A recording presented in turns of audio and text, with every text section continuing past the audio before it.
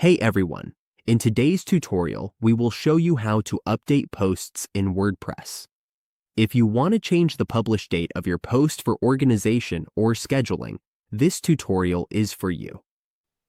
On your WordPress dashboard, we will go to your posts to find the one we want to update. We can find our posts on the left side of the dashboard. The options will appear right away. Once we see that, just click the post and we will be taken to our posts list. Here, we can see all the posts in our WordPress site. Now, choose the post we want to edit. Let's take a sample post and right-click on it. We will open it in a new tab so it is easy to follow along. Here is our sample post.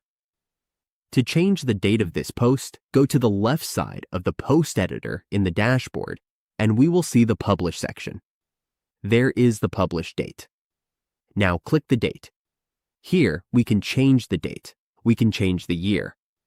For example, we can go back to 2025, and we can update the month and day too. We can edit the date and time to whatever works best for us. Once we are done, just close this window. As we can see, the date is now updated to 2025. This allows us to change the published date of a WordPress post to an earlier date, so our content appears in the correct order on the website. Now we know how to backdate posts in WordPress.